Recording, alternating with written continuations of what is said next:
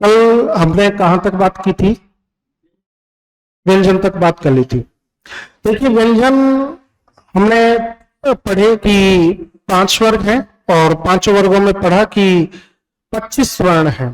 प्रत्येक वर्ग में कितने वर्ण हैं? 5। और 5 वर्गों में कितने वर्ण हैं? 25। आप इधर आ जाओ, तो जितने भी हो यहां आ जाओ। तो 5 वर्गों में कितने वर्ण हो गए? 25 वर्ण हो गए।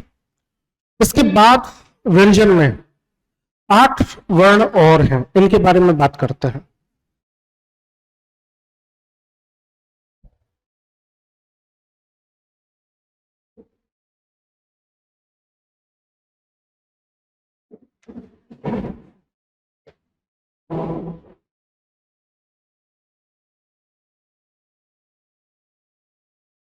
इसके बाद कितने और हैं? 8 और हैं व्यंजन में। जैसे कि मैं कल अगर इसमें देखूं,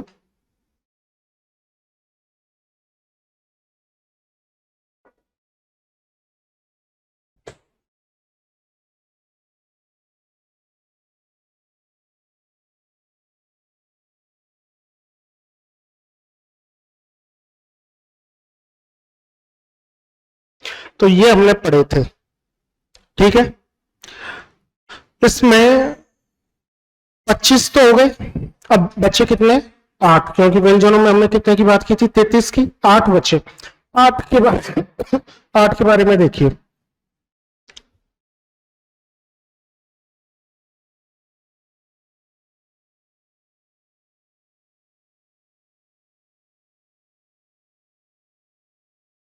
अंतस्थ वर्ण। कौन से वर्ण है?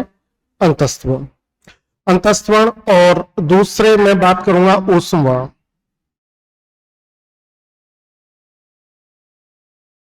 अंतस्थ वर्णों की संख्या कितनी है? अंतस्थ वर्णों की संख्या है 4। और ऊष्म वर्णों की संख्या कितनी है? 4। अंतस्थ वर्णों की संख्या 4 है और ऊष्म वर्णों की भी संख्या 4 है। अंतस्थ वर्ण आपके हो गए य, र, ल और व। कौन कौन से हो गए? य, मेरे साथ बोलो, य, र, ल, व। कौन कौन से हो गए? य, र, ल, व।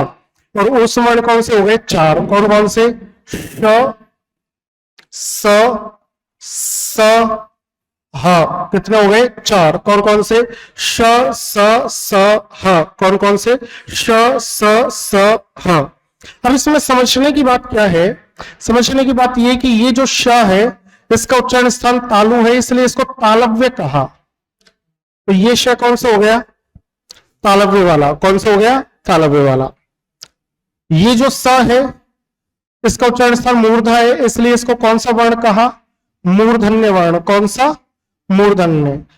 और ये कौन सा वर्ण हो गया? तालव्य। तो जो से षटकोण वाला है उसको मूर्धन्य वर्ण कहते हैं, और जो से शलगम वाला है इसको क्या कह दिया? तालव्य वर्ण। ये जो से है इसका उच्चारण स्थान दंत है, इसलिए इसको कौन सा वर्ण कहा? दंत्य वर्ण। कौन सा कहा? दंत्य वर्ण।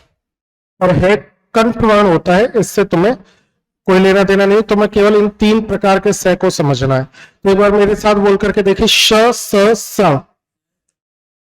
स, स, स, स, श, स, स, श, स, स, श, स, स। एक तालव्य, एक मूर्धन्य और एक दंत। इसके बाद हम बात करेंगे अयोगवाह। किसकी बात करेंगे? अयोगवाह। तन जो वर्ण थे उनको हमने कितने भागों में बांटा था? 6 भागों में। पहला भाग कौन सा था? दूसरा भाग कौन सा था? और तीसरा कौन सा था? अयोगवाह। स्वरों की संख्या कितनी थी? व्यंजनों की संख्या 33। अयोगवाह कितने प्रकार के? 2 प्रकार के।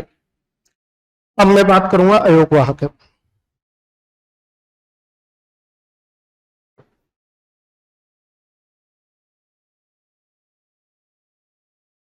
अयोगवाह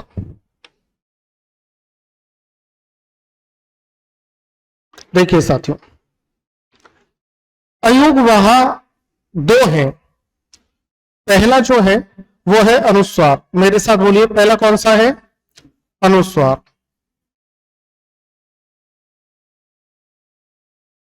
और दूसरा कौन सा है?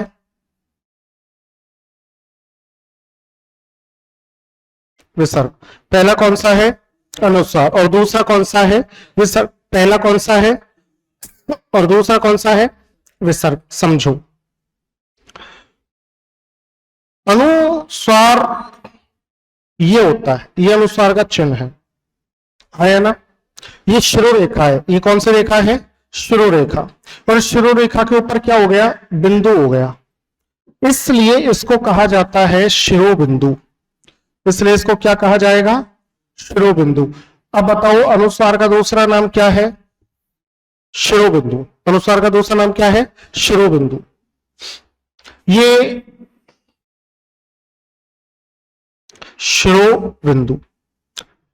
विसर्ग की बात अगर हम करें तो विसर्ग किस प्रकार से दिखता है? इसका लिपि चिन्ह है इस प्रकार, और ये इसका उच्चारण होता है हर रूप में। उच्चारण करते समय किसकी ध्वनि देगा? हा की ध्वनि देगा। किसकी ध्वनि देगा? हा की। अब आप मुझे बताइए कि अयोग वहा के कितने भेद हो गए? दो। पहला कौन सा हो गया? अनुस्वार। दूसरा कौन सा हो गया? विसर्ग। अनुस्वार का दूसरा नाम क्या हो गया? और विसर्ग का लिपि चिन्ह क्या है? दो बिंदियां। ये दो बिंदियां किसका उच्चारण देंगी? हा का। किसकी ध्वनि देंगी? हा की। अब आगे समझो,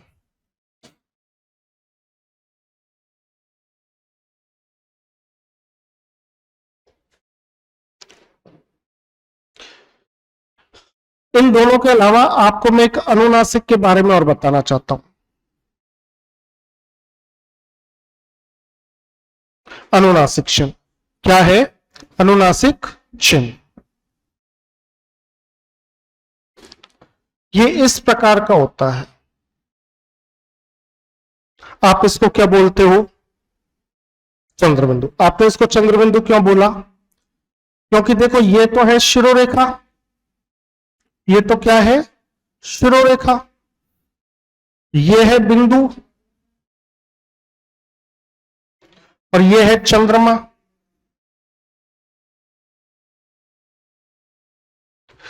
तो शिरोरेखा के ऊपर ये जो बिंदु है, ये किसके ऊपर लगा हुआ है? चंद्रमा के ऊपर। इसलिए इसका दूसरा नाम क्या हो गया? चंद्रबिंदु। और इसका नाम क्या था? शिरोबिंदु। इसको शिरोबिंदु क्यों कहा? क्योंकि ये बिंदु शिरोरेखा के ऊपर लग रहा है। इसको चंद्रबिंदु क्यों कहा? क्योंकि ये चंद्रमा के ऊपर लग रहा है। ये हिंदी के शब्दों में जोड़ता है। किस में लगता है? हिंदी के शब्दों में। कहां लगेगा? हिंदी के शब्दों में। इसका प्रयोग कहां होगा? हिंदी के शब्दों में। और इसका प्रयोग कहां होगा?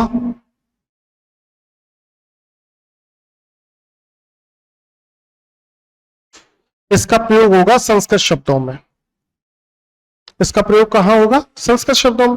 तो इसका प्रयोग होगा हिंदी शब्दों में और इसका प्रयोग होगा संस्कृत शब्दों में। और देखो, यहां एक बहुत तो अच्छा उदाहरण है, जैसे मैंने यहां आपके सामने लिखा हस, और यहां भी लिख दिया हस। एक में मैंने अनुस्वार लगाया और एक में अनुनासिक लगा दी। अब आप खुद देखो इन दोनों में अंतर है क्या?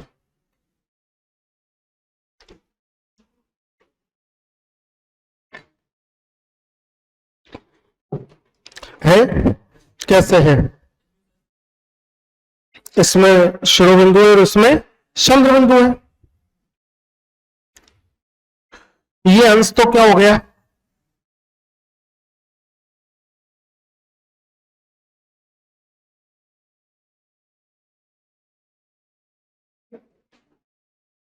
एक पक्ष विशेष हो गया, और ये क्या हो गया? ये क्रिया हो गई। ये क्रिया शब्द हो गया, आदेशात्मक। हंसना। हाँ, ये ना? हाँ, नहीं, संस्कृत में मराल बोलते हैं इसको। मराल।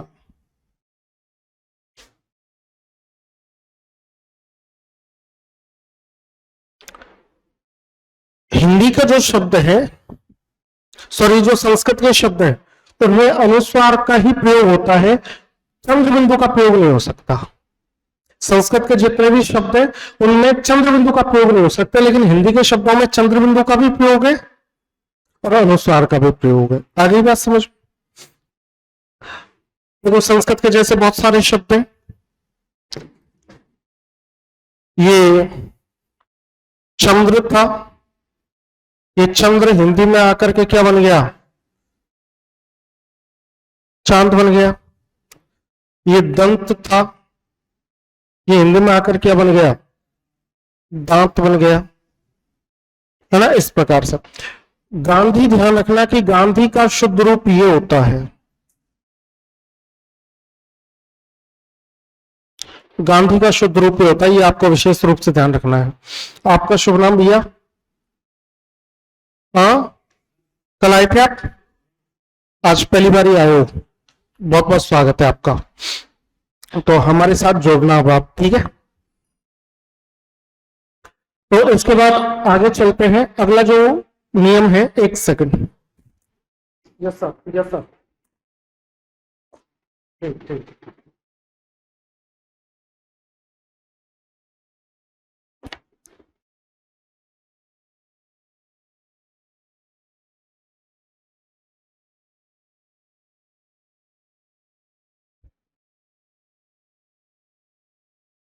देखिए आगे चलते हैं। हमने स्वर के बारे में जान लिया, हमने व्यंजन के बारे में जान लिया और हमने अयोगवाह के बारे में जाना। अब हम चलते हैं किस पर? संयुक्त व्यंजनों पर। किस पर चलेंगे? संयुक्त वर्णों पर। संयुक्त वर्ण।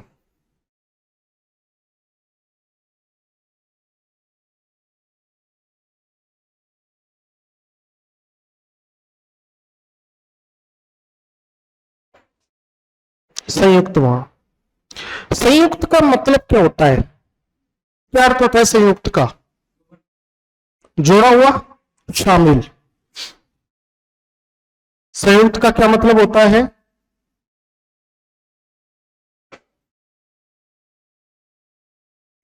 जोड़ा हुआ या फिर शामिल। किसी भी प्रकार से देख लो, इसमें वर्ण आपस में जुड़े हुए होंगे, उन वर्णों को ही संयुक्त वर्ण कहा। वर्ण आपस में जुड़े हुए होंगे। कितने वर्ण आपस में जुड़े हुए होंगे? दो तो व्यंजन, दो तो व्यंजन और एक स्वर। दो तो व्यंजन और एक स्वर, दो व्यंजन और एक स्वर। कैसे समझो? संयुक्त व्यंजन चार माने गए हैं। संयुक्त व्यंजन कितने माने हैं? चार। संयुक्त व्यंजन चार माने गए हैं।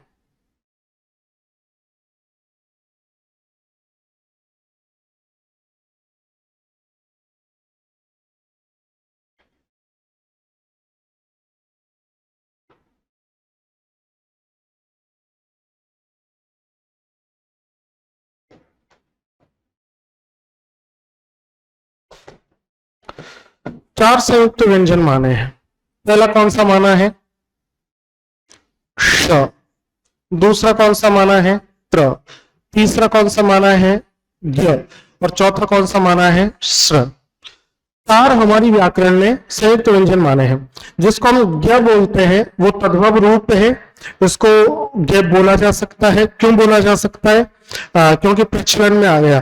बाकी इसको बोलते क्या है? ज्य। क्या बोलेंगे? ज्य। अब समझिए क्ष कैसे बना। क्ष कैसे बना बताओ? क्ष कैसे बना?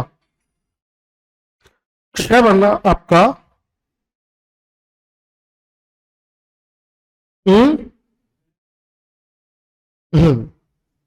क्ष बना आपका क और स मिलकर के क्या बनता है? क्ष। क और स मिलकर के क्या बनता है? क्ष। त और र मिलकर के क्या बनता है? त्र।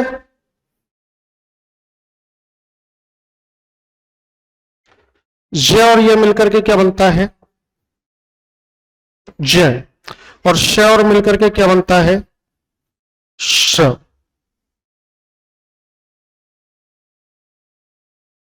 बताओ क्षय किससे बना?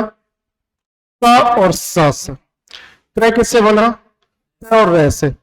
जय कैसे बना? जय और ये से। और श्रेय कैसे बना? जय और ये से। इसका एक उदाहरण जैसे कक्षा, इसका एक उदाहरण त्रिशूल,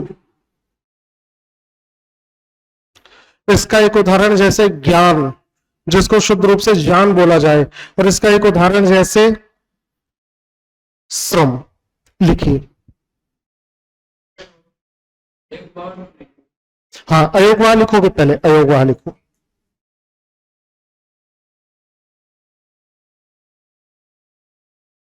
ज ज।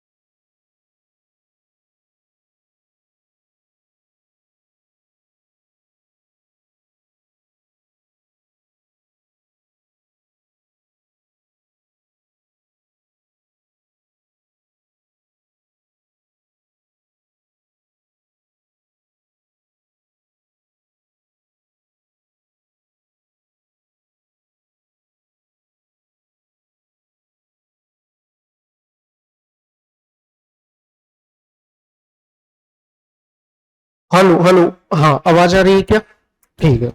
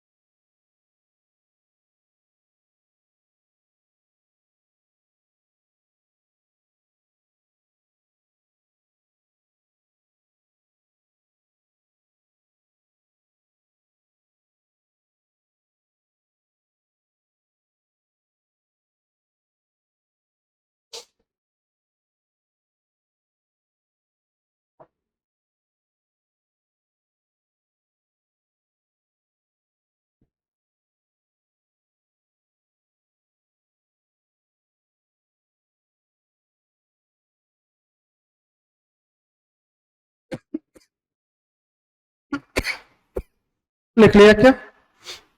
लिखिए।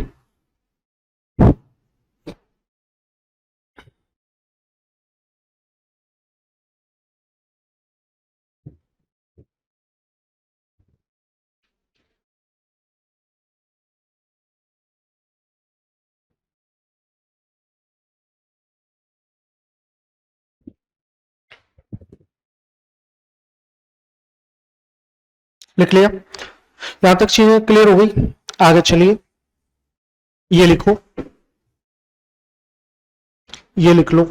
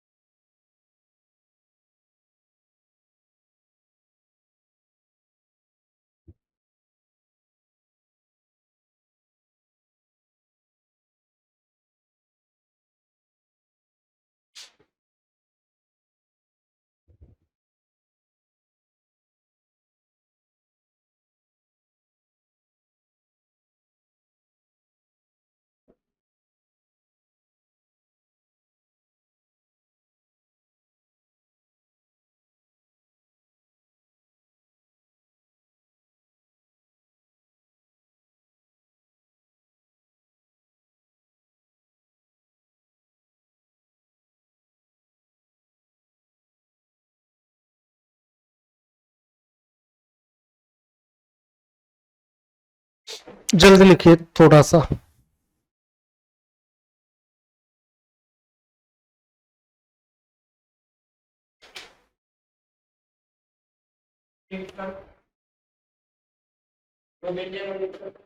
हाँ, दो व्यंजन एक स्वर कैसे देख समझो। अभी मैंने क्या लिखा, अब बताओ इसको खोलने पर कौन कौन से अक्षर आ रहे हैं? आधा का और स। अब आपके हिसाब से तो दो ही व्यंजन रह गए, लेकिन इस स को जब देखोगे तो इसमें भी हलंत लगा के, और इसमें अ है या नहीं है?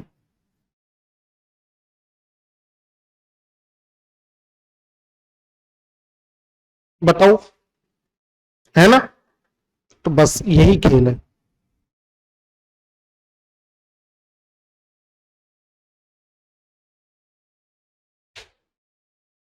आगे चले।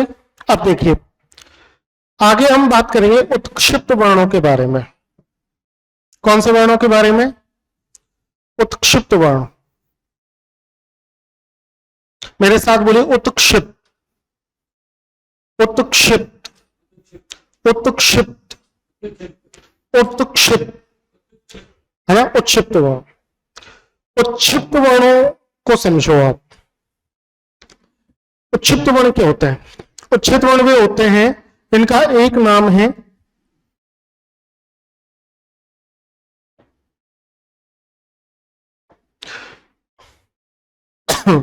ताड़नजात वर्ण। इनका एक नाम क्या है? ताड़नजात। इनका दूसरा नाम है द्विगुणी, और इनका तीसरा नाम है द्विस्पृष्ट।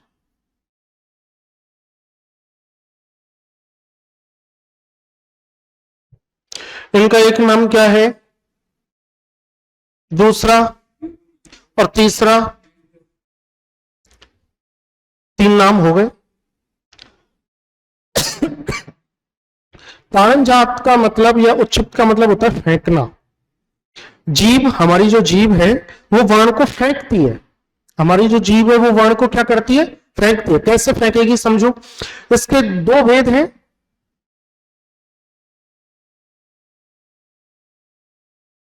कौन कौन से, या इसमें दो शामिल हैं वर्ण, कौन कौन से? इसमें पहला तो है ड, और दूसरा कौन सा है? ढ। ये तो ट वर्ग में भी शामिल है। ट का भी तीसरा और चौथा अगर अपन देखें तो ट का तीसरा कौन सा है और चौथा कौन सा है? ढ। लेकिन उनमें नीचे बिंदी नहीं है और इनमें नीचे बिंदी है। उनमें नीचे बिंदी नहीं है और इनमें नीचे बिंदी है। सोचो आप, उनमें नहीं है और इनमें है। इस बिंदी के कारण ही ये ट वर्ग के ड और ढ से अलग हो जाते हैं। बिंदी नहीं है जब तो ट वर्ग का तीसरा चौथा, और अगर बिंदी है तो उत्क्षिप्त वर्ण है। इनमें और उनमें अंतर क्या है? देखो, उनका ड देखो और उनका ढह देखो, इसको बोलो ड, और ये बोलेगा अड़, ये क्या बोलेगा ड, और ये क्या बोलेगा अड़, ये क्या बोलेगा ड, और ये क्या बोलेगा अड़, ये क्या बोलेगा ढ, और ये क्या बोलेगा अढ़ा, ये क्या बोलेगा ढ, और ये क्या बोलेगा अढ़ा, ये ड बोलेगा, ये अड़ा बोलेगा, ये ढ बोलेगा, ये अढ़ा बोलेगा। किसका प्रयोग कहां करें पता ही नहीं चलता। अभी देखो, जैसे मुझे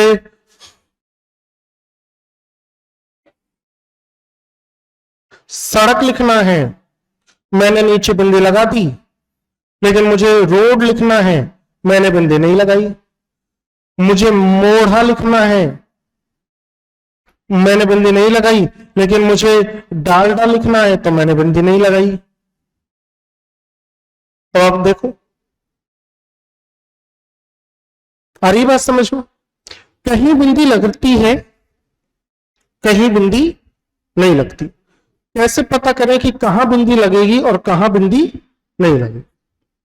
सबसे बड़ी बात क्या है कि पता कैसे करें कि बिंदी कहां लगेगी और कहां नहीं लगेगी।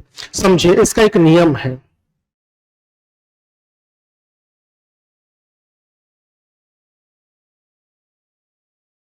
इसका एक नियम है साथियों।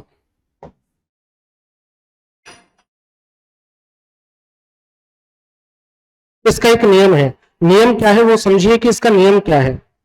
इसका नियम है साथियों,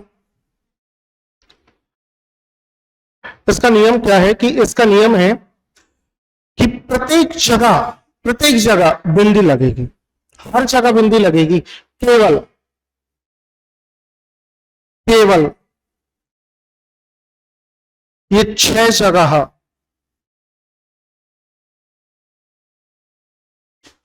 नीचे बिंदु, सॉरी,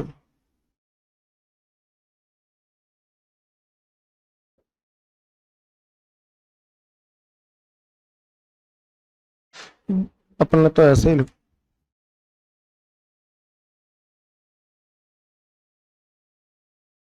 केवल कितनी जगह? 6 जगह। हर जगह बिंदी लगेगी, केवल केवल केवल 6 जगह ऐसी हैं जहां बिंदी नहीं लगेगी। केवल 6 जगह ऐसी हैं जहां बिंदी नहीं लगेगी। वो 6 जगह कौन कौन सी है आपको पता है क्या? पता है आपको 6 जगह कौन सी है जहां बिंदु नहीं लगेगी? देखो, पहली जगह समझो,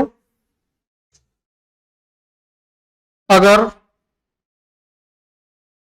शुरुआत में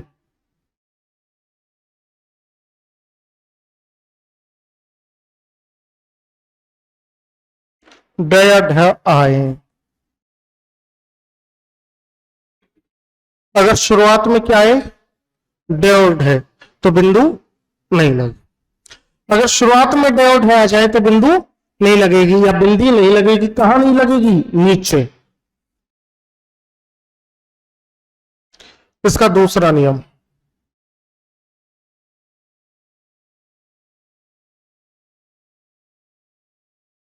अंग्रेजी के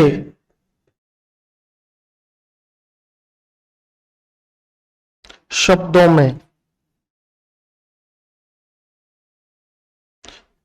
ये बिंदी नहीं लगेगी। किस में नहीं लगेगी? अंग्रेजी के शब्दों में। किस में नहीं लगेगी? अंग्रेजी के शब्दों में। आप कल भी आए थे क्या? शुभ नाम आपका? कन्हैयालाल जी। तो हिंदी के लिए भी ज्वाइन किया है ना आपने? हिंदी तो थोड़ा जल्दी आया करो यार, है ना? 4 बजे अपनी क्लास शुरू हो जाती है। अब 2 जगह नहीं लगेगी, कौन कौन सी जगह? एक तो शुरुआत अगर डे और ढे से हो जाए, या फिर अंग्रेजी के शब्दों में बिंदु नहीं आएगी नीचे। तीसरा देखो, अगर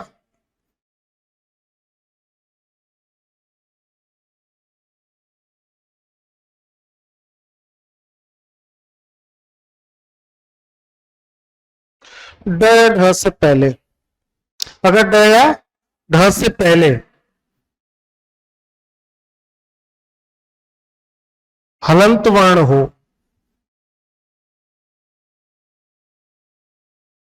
अगर ड या ढ से पहले कैसा वर्ण हो, हलंत वर्ण हो, तो भी बिंदु नहीं आएगी। अब बताओ तीन जगह कौन कौन सी है। अगर शुरुआत में ड और ढ आ जाए अंग्रेजी के शब्दों में, और ड और ढ से पहले क्या आ जाए, हलंत वर्ण आ जाए। चौथा नियम, अगर ड या ढ से पहले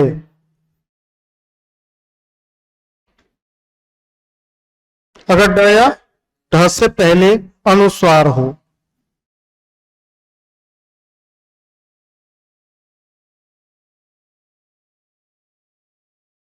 ड ढ से पहले क्या हो, अनुस्वार हो। अगली बात समझ में, ड ढ से पहले क्या हो, अनुस्वार हो, तो नहीं लगे। अब बताओ कहां कहां नहीं लगे। हम्म हम्म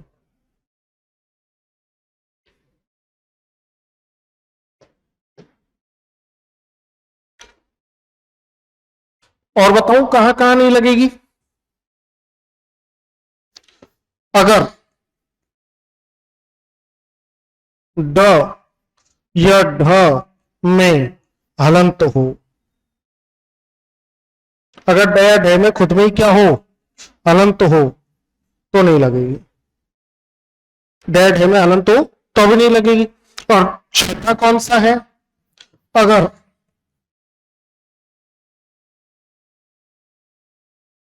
ड या ढ में छोटे ओ की मात्रा या बड़े ओ की मात्रा लगी हो, छोटे ओ या बड़े ओ की क्या लगी हो, मात्रा लगी हो।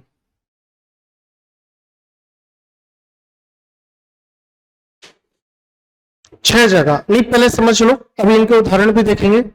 छह जगह ऐसी है जहां ड और ढ के नीचे बिंदु नहीं लगेगी। मुझे बताओ पहली जगह कौन सी है, दूसरी अंग्रेजी का शब्द हो, तीसरी ड और ढ से पहले आधा अक्षर हो, हलंत वर्ण हो, और चौथी ड और ढ से पहले अनुस्वार हो, बात एक ही है। पांचवा ड और ढ में खुद में ही हलंत हो, और छठा खुद ड या ढ में छोटे हो या बड़े हो की मात्रा हो। उदाहरण देख लें एक एक। देखिए, अभी मैंने डमरू लिखा या ढोलक लिखा, बताइए बिंदी लगनी चाहिए क्या, क्यों, शुरुआत में है। मैंने यहां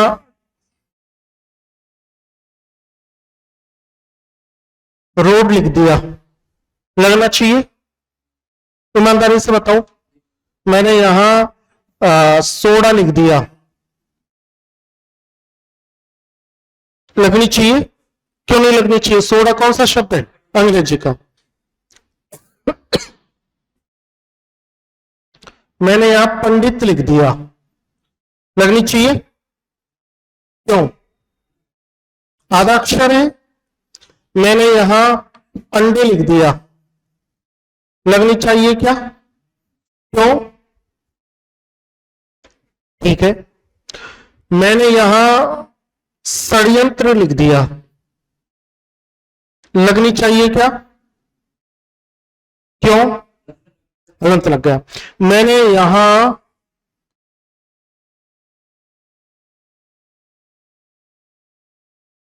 कोई ऐसा शब्द होता हो जिसमें ऊ की मात्रा लगी हो,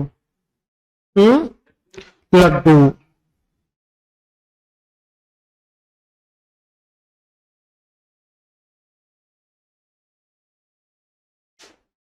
बताओ लगना चाहिए। इस वाले डे में क्यों नहीं लगी, बीच वाले डे में, अरे हलंत वर्ण है, ये वाला नियम लग रहा है, और इसमें क्यों नहीं लगी, क्योंकि ये नियम लग रहा है। यहां तक चीजें क्लियर हो गई। अब मैं कुछ शब्द लिख दूं, आप मैं बता दोगे किस में लगनी चाहिए किस में नहीं? ठीक है, मैं शब्द लिख देता हूं।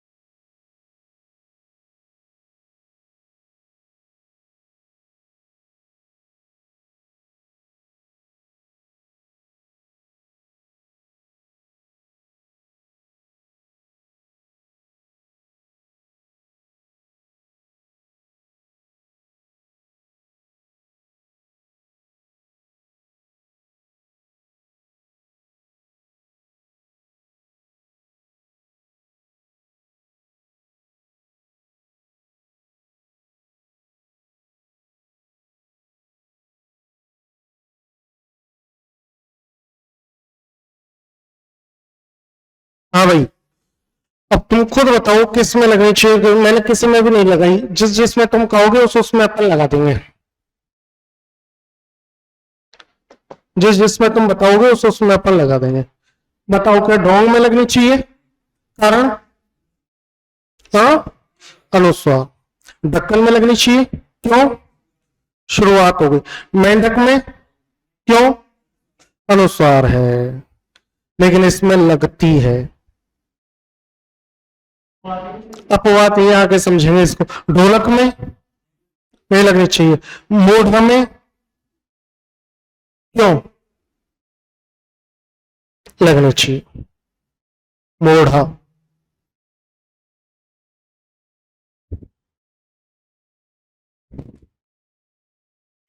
लगनी चाहिए, देख लगनी चाहिए। अंडे नहीं लगनी चाहिए। संडे, पंडित नहीं, षड्यंत्र नहीं, रोड नहीं, रोड सोडा क्यों? सोडियम, मूड और डालडा भी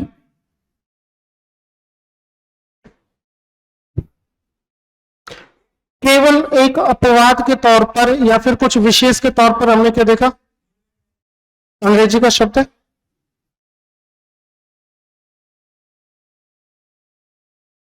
अंग्रेजी का शब्द। मेंढक को समझो।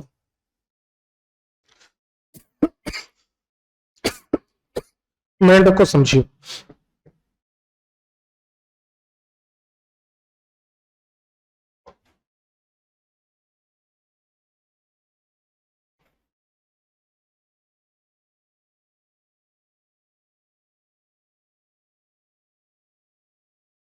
मेंढक को समझो।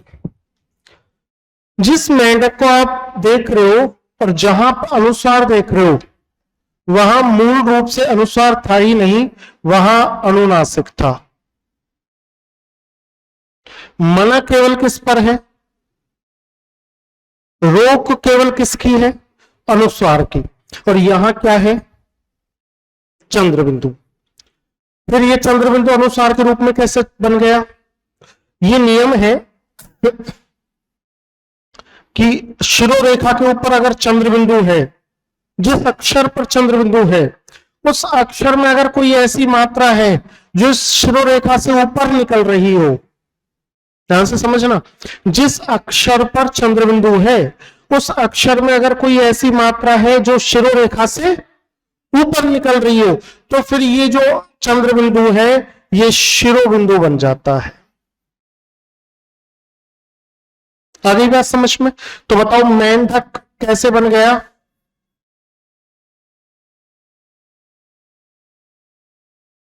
हाँ या ना? क्यों बना? जिस अक्षर पर चंद्र बिंदु है उस अक्षर पर अगर ऊपर क्या हो, कोई ऐसी मात्रा हो जो शिरोरेखा से ऊपर निकल रही हो, तो फिर क्या होगा? अनुस्वार में बदल जाएगा। इसलिए मेंढक में तो अनुस्वार होता जब तो नहीं हटता, लेकिन इसमें मूल रूप से क्या है?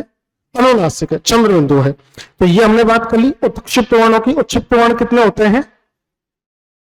कितने होते हैं? हाँ हाँ, जितने भी हैं। देखो, आ की नहीं है, आ की नहीं है, आ की नहीं है, ई की है दोनों, ऊ की नहीं है, री की नहीं है, ए आई ओ औ, चार और दो छह, छह मात्राएं हैं।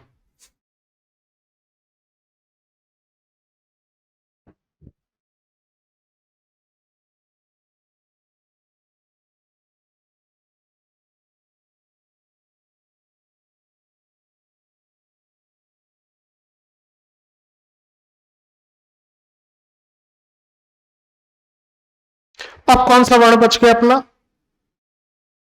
विशिष्ट वर्ण, है ना। 53वां जो वर्ण है वो कौन सा है? विशिष्ट वर्ण।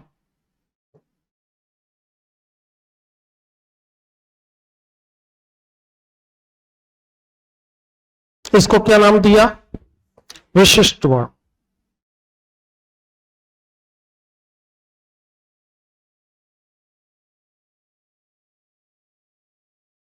क्या नाम दिया इसको? विशिष्ट वर्ण। किसने जोड़ा इसको? केंद्रीय हिंदी निदेशालय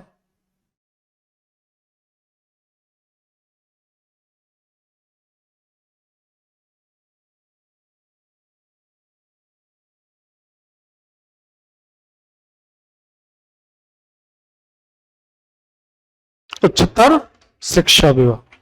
कब जोड़ा इसको?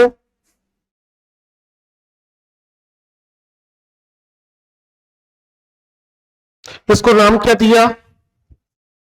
विशिष्ट वर्ण। क्या नाम दे दिया इसको? विशिष्ट वर्ण। इसका उच्चारण कैसे करोगे? अच्छा, ये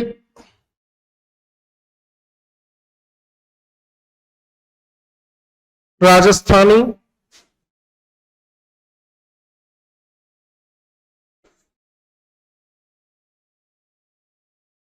और हरियाणवी जो भाषाएं बोलियां हैं उनमें इसका प्रयोग बहुतायत मात्रा में हो रहा था, इसलिए इसको हिंदी में भी शामिल कर दिया गया। इसको क्या बोला? विशिष्ट वर्ण। ये कौन सा वर्ण है? 53वां वर्ण है। कौन सा? 53वां। कौन सा वर्ण है ये?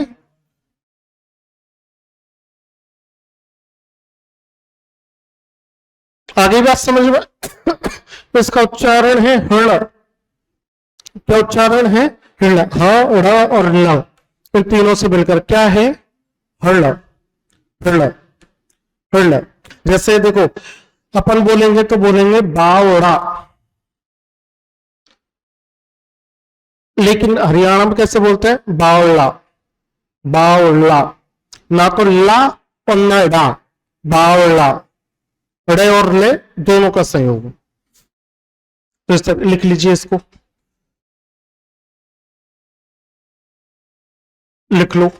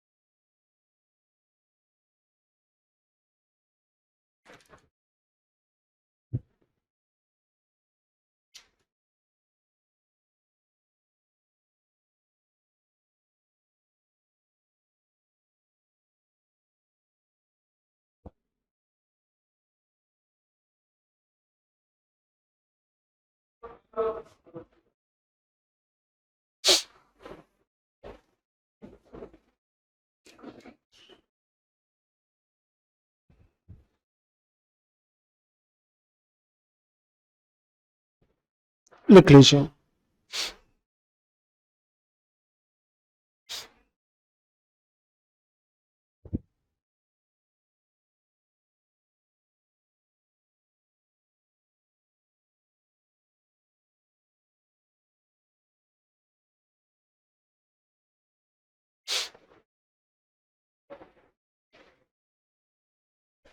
इंग्लिश के लिए आइए आप, कोई बात नहीं, हिंदी में बैठ जाइए आप।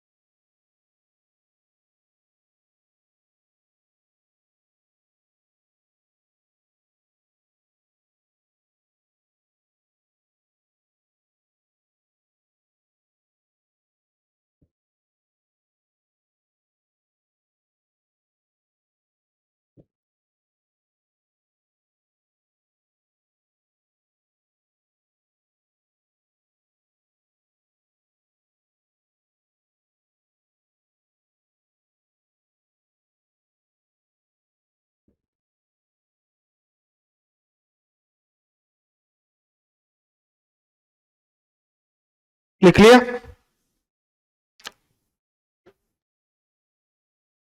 ये लिख लीजिए।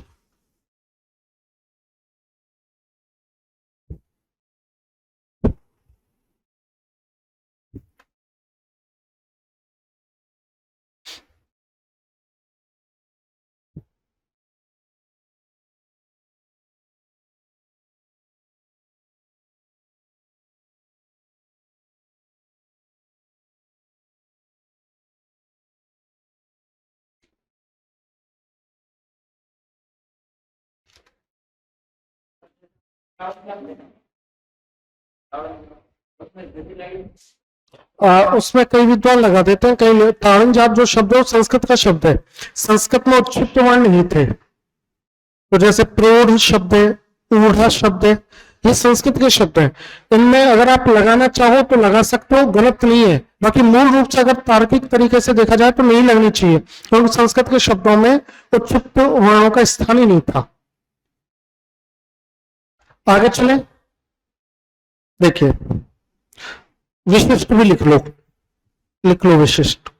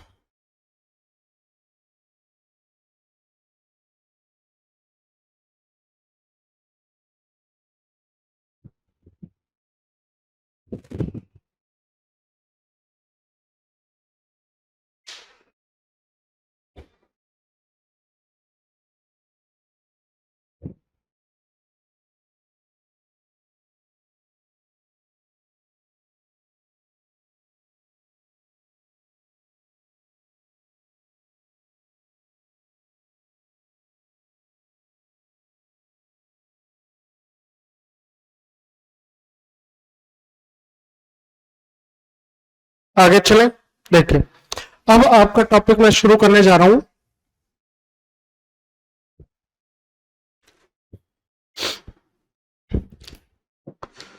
शब्द शुद्धि या संधि करूं, शब्द शुद्धि करूं, आप बताओ कौन सा टॉपिक शुरू करूं।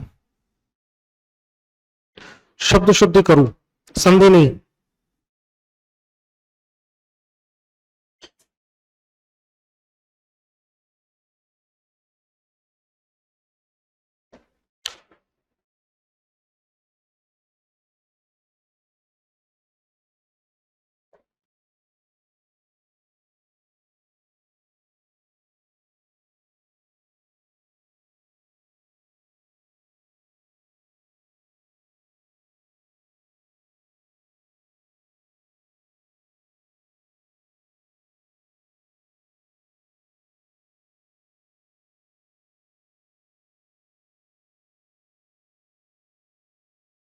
टॉपिक कौन सा है? शब्द शुद्धि।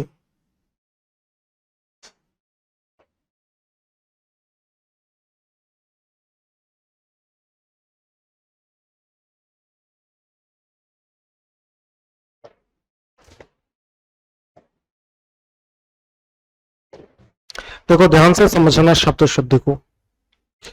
शब्द तो आप सभी जानते ही हो, क्या है शब्द? वर्णों या अक्षरों का मेल या संगम या समूह जिसका कोई ना कोई सार्थक अर्थ निकले, ये तो क्या हो गया? शब्द। शब्द बनने तक कौन कौन सी प्रक्रियाएं लगी? ध्वनि से हम चले, ध्वनि से हम कहां चले? वर्ण पर, वर्ण से कहां चले? अक्षर पर, और अक्षर से कहां चले? शब्द पर। ये बीच में जो चिन्ह है ये किसका है? तो माइनस का चिन्ह जो है इसको क्या बोलते हैं? योजक चिन्ह। इस माइनस के चिन्ह को क्या बोलते हैं? योजक चिन्ह।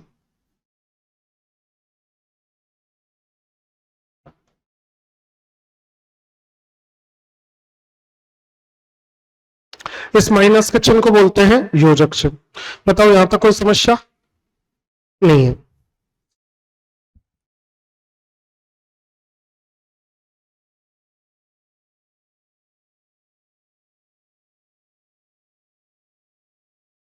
ये क्या क्या अर्थ देता है योजक चिन्ह?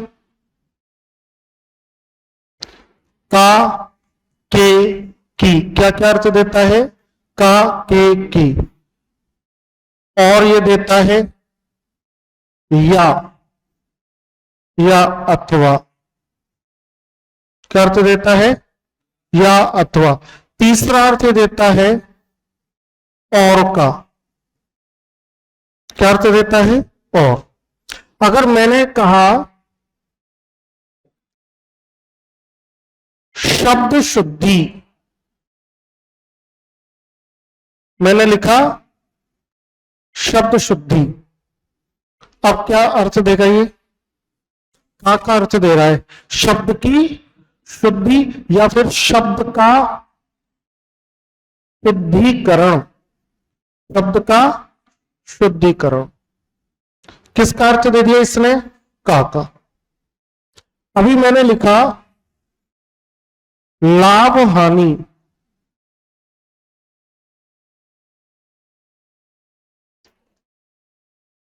जीवन मरण,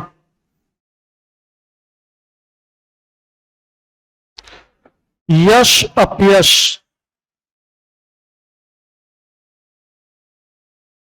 अब यहां किसका अर्थ दे रहा है ये? या का। जीवन या मरण, लाभ या हानि, और यश या अपयश। और का भी अर्थ दे देता है। अभी मैंने कहा माता पिता, तुम्हारे माता पिता को पेरेंट्स मीटिंग में जरूर लेकर आना। अब बताओ, माता और पिता, तो कितने अर्थ दे दिए इसने? कौन कौन से? काके की, या, अथवा, और। समझने की बात क्या है साथियों की इसी तरह का दिखने वाला एक और चिन्ह होता है। यह है छोटा माइनस और वो होता है बड़ा माइनस। इस छोटे माइनस को बोलते हैं योजक चिन्ह। क्या बोलते हैं? योजक चिन्ह। और उस बड़े माइनस को बोलते हैं निर्देशन चिन्ह।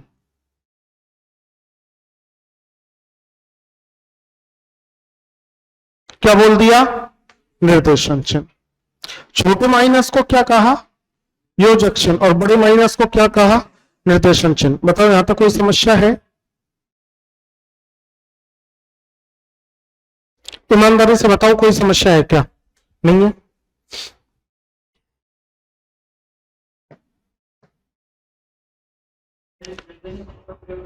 ये बहुत अच्छा प्रश्न है, इंटेलिजेंट क्वेश्चन। योजक चिन्ह का प्रयोग तो मैंने आपको बता दिया। इसके साथ भी योजक चिन्ह शब्द युग्मों में काम आता है। जब हम शब्द युग्म लिखते हैं, जैसे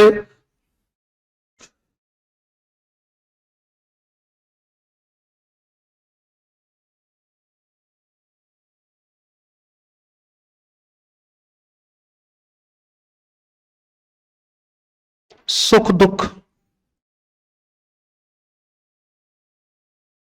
तो आ गया।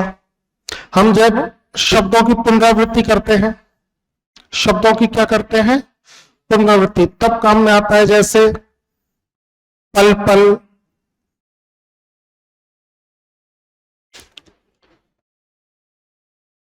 घड़ी घड़ी, दाने दाने पर लिखा है खाने वाले का नाम। निर्देशन चिन्ह क्या करता है? निर्देश देता है। जब हमें किसी भी चीज की व्याख्या करनी हो, किसी भी चीज के विषय में बताना हो, तो निर्देशन चिन्ह काम में आता है। कैसे आता है? जैसे हम जब जैसे लिखते हैं, उदाहरण के तौर पर क्या लिखते हैं? जैसे, उसके बाद निर्देशन चिन्ह काम में आता है। हम जब यथा लिखते हैं, उसके बाद निर्देशन चिन्ह काम में आता है। हम जब ये लिखते हैं कि संज्ञा के 3 भेद निम्नलिखित हैं, हम जब ये लिखते हैं कि संज्ञा के 3 भेद निम्नलिखित हैं, तब ये काम आता है। इस तरीके से ये काम आता है विवरण देने के लिए। किसके लिए आता है? विवरण देने के लिए। यहां तक चीज समझ में आ गई? तो शब्द शुद्धि को एक बार लिख लो, इसको ऐसे कि ऐसे। और शुद्धि का मतलब तो शुद्धिकरण। ये शुद्धि जो शब्द है, ये शुद्धि जो शब्द है, इस शुद्धि शब्द में, शुद्धि शब्द में अगर हम ईकरण प्रत्यय लगाते हैं, ईकरण प्रत्यय, तो शब्द बन जाएगा शुद्धिकरण।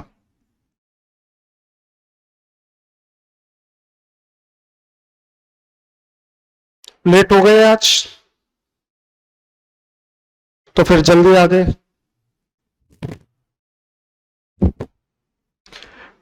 हिंदी क्यों नहीं?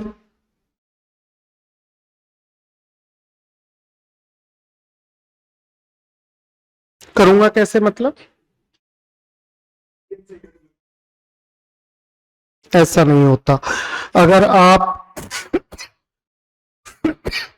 मेंस देने के इच्छुक हैं, 208 कट ऑफ गई है, एक 200 नंबर का फोर्थ पेपर है, उसमें भी 120 नंबर की हिंदी है, उसमें 50 नंबर की व्याकरण है, तो उन 50 अंकों की जो व्याकरण है उसमें से 50 प्रश्न आते हैं। 50 प्रश्नों में से 47 प्रश्न अपने सम्यक की डीएलपी में और मेरे हैंड रिटन नोट्स में 2024 वाली जो मेंस हुई 18 जून को, उसमें मिलाए हैं। तो आप फोर्थ पेपर को कमजोर कैसे छोड़ सकते हो अपने स्तर पर, तो मैं कर लूंगा। अगर मेंस देने की इच्छा है, रिस्क मत लो।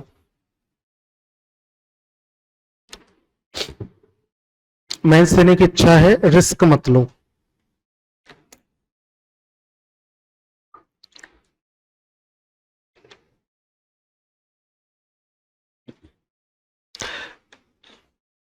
पहले हिंदी कहां पढ़ी हुई है?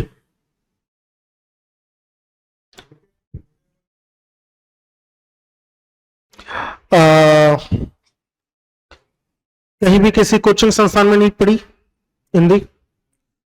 यार सेल्फ में व्याकरण की वो गहराई नहीं आ सकती जो यहां बैठ करके आप चीजें समझ सकते हो। अभी मैं आपको बताऊंगा, देखो आप समझना, कुछ उदाहरणों के माध्यम से समझाऊंगा कि परीक्षक किन गहराइयों पर वार करता है, किन गहराइयों को लेकर के वार करता है और हम ठगा सकते हैं। और फोर्थ पेपर का एक एक नंबर आपको सिलेक्शन से रोक सकता है और सिलेक्शन दे भी सकता है। देखो मैं समझाऊंगा अभी। लिख लिया क्या?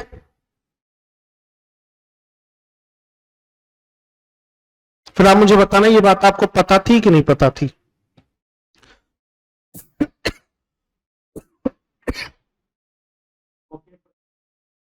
हाँ, बेहद आसान है।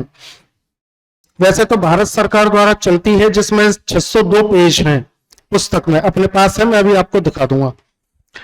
602 पेज है उसमें, 602 पेज में, और एक पेज में लगभग 10 शब्द हैं, यानी 6000 शब्द हैं, उनके बाहर कुछ नहीं आता। लेकिन हमारे दिमाग की क्षमता इतनी नहीं कि हम 6000 शब्द पढ़ सकें, तो हम क्या करते हैं कि जो पीवाई क्यू होते हैं उनको पढ़ के जाते हैं। पीवाई क्यू से ही मिलती है चीजें, तो पीवाई क्यू आप क्लियर कर लो। अगर जब जिस दिन आप पीवाई क्यू क्लियर कर लो और संभावित शब्द क्लियर कर लो, उसके बाद आप मेरे पास आना, मैं आपको वो पुस्तक दे दूंगा। फिर तुम हो और पुस्तक हो, पुस्तक है, जी चाहे उतना पढ़ना, वो बहुत अच्छी बात है। लेकिन उसमें एक चक्कर है, पीवाई क्यू उसमें आपने पहले पढ़ लिए, उसके बाद जो एक्स्ट्रा शब्द है उनको पढ़ लो, क्या दिक्कत है? पुस्तक तो कोई भी बुरी नहीं है, पुस्तक तो विस्तृत रूप में होती है, तो पुस्तक तो कोई सी भी उठा के पढ़ो, आप मिल जाएगा। बाकी मैं आपसे कहना चाहूंगा कि सम्यक की डीएलपी पढ़ें आप। सम्यक की जो डीएलपी है उससे हूबहू शब्द मिलते हैं, हूबहू। हाँ, क्योंकि अब जो परीक्षाएं होती है वो समझ के आधार पर होती है, रटने के आधार पर नहीं होती। अब जो परीक्षाएं होती हैं वो समझ के आधार पर होती है, रटने के आधार पर नहीं होती। अभी 2024 को जो पेपर हुआ 18 जून को, उसमें एक लोकोक्ति थी कि बारात पीछे पत्तल भारी। अब बारात पीछे पत्तल भारी कहीं नहीं मिल सकता आपको, और कहीं नहीं मिला। पंडित कामता प्रसाद गुरु की पुस्तक से लेकर किशोरीदास वाजपेयी, हरदेव बहारी और भी पृथ्वीनाथ पांडे और भी कोई जो पुस्तक मार्केट में गाइड वगैरह चल रहे वो आपको कहीं नहीं मिला। क्यों नहीं मिला? क्योंकि केवल समझ की बात है। बारात पीछे पत्तल भारी, क्या अर्थ है इसका? तुम बताओ क्या अर्थ है? आप बताओ। आप तो घर पे हिंदी पढ़ रहे हो, फिर तो बताना चाहिए आपको।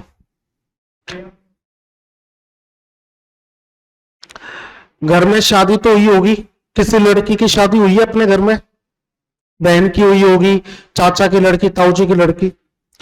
बारात जब आती है तो बारात आने तक और बारात जब तक रहती है तब तक तो हम भारी से भारी काम को भी बड़ी सहजता से कर लेते हैं, जोश और जुनून से कर लेते हैं। क्यों कर लेते हैं? एक उत्साह रहता है, बारात आएगी फिर बहन विदा होगी, तब तक तो एक उत्साह रहता है, एक जुनून रहता है, जोश रहता है। तब तक तो बड़े से टेंट लगवाना, ये करना, पूरी व्यवस्था करना, और छोटी से छोटी चीज है भी लड़की का भाई ज्यादा भागा डोलता है।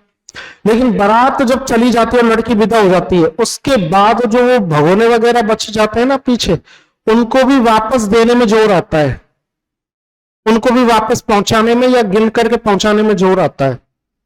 तो बारात जब चल जाते हैं उसके पीछे जो पत्तल बांधते हैं ना अपन, बारात में तो हजारों आदमी खा करके चले जाते हैं, लेकिन बारात के बाद जो पीछे पत्तल बांधते हैं वो पत्तल भी भारी लगती है। नहीं आई बात समझ में?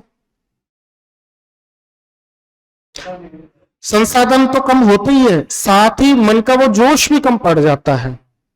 तो इसका अर्थ ये कि जब उचित समय निकल जाता है उसके बाद छोटे छोटे काम भी भारी पड़ते हैं।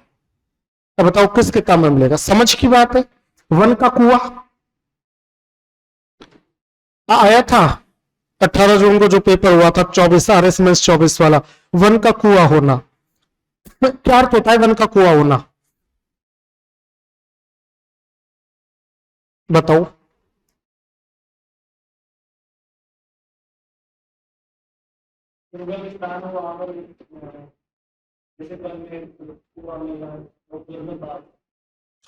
देखिए वन का कुआं जो लोकोक्ति है, वैसे तो अगर इसको ऐसे माने वन का कुआं होना, जब तो मुहावरे में भी चल जाता है। तो ये पेपर में देखना है लोकोक्ति में दिया है कि मुहावरे में दिया है। वन के कुएं के दो अर्थ निकलते हैं, क्योंकि इससे पहले कहीं मिला नहीं तो इसका निश्चित नहीं है। वन के कुएं के दो अर्थ निकलते हैं।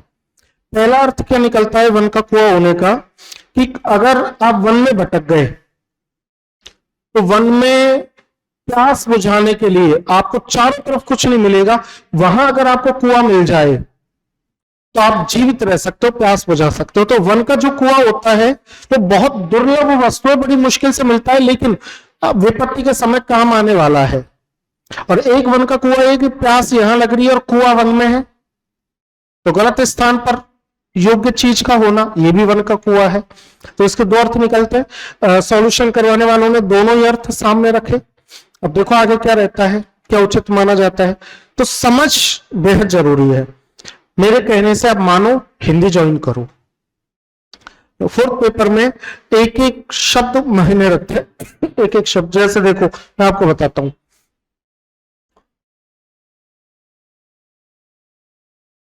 मैंने लिखा गुरु, मैंने लिखा शुरू,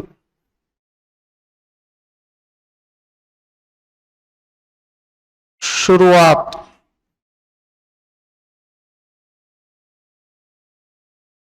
गुरु,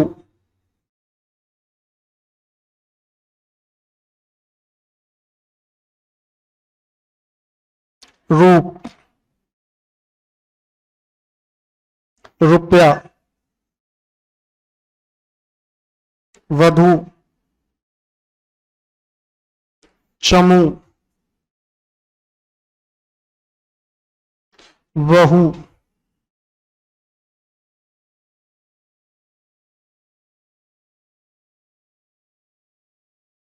मणिंद्र, रविंद्र,